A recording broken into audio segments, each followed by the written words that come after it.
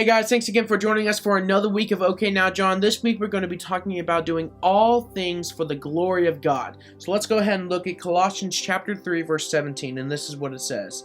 And whatever you do, whether in word or deed, do it all in the name of the Lord Jesus, giving thanks to God the Father through him. And so what Paul's trying to say here is that everything you do, whether in your words, your deeds, or even your motives, do it all for the glory of God. Now you may be wondering, well, okay, I've heard about doing all things for the glory of God, but what does that mean? Well, Romans chapter 12 verse 1 puts it pretty clearly. This is still Paul writing here. He says, "Therefore I urge you, brothers and sisters, in view of God's mercy, to offer your bodies as a living sacrifice, holy and pleasing to God. This is your true and proper worship." Verse 2, "Do not conform to the pattern of this world, but be transformed by the renewing of your mind.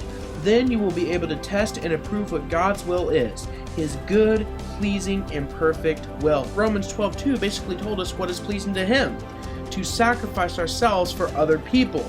In Romans chapter 8 verse 29 says, "For those God foreknew, he also predestined to be conformed to the image of his Son, that he might be the firstborn among many brothers and sisters."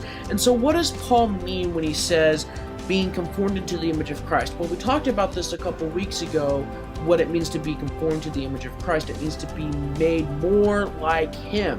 And Jesus was what? He was a servant. He was selfless. He was loving.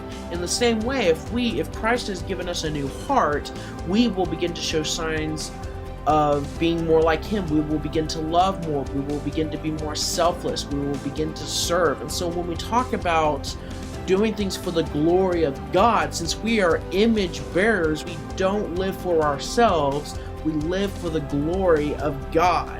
And so I just want to encourage you guys today, with whatever you're doing, whether you're going to work or school or having a conversation with friends, I just want you guys to remember, because you're an image bearer, because you are made in the image of God, go out and glorify God with your words, your actions, and your deeds. And I'll see you guys next week.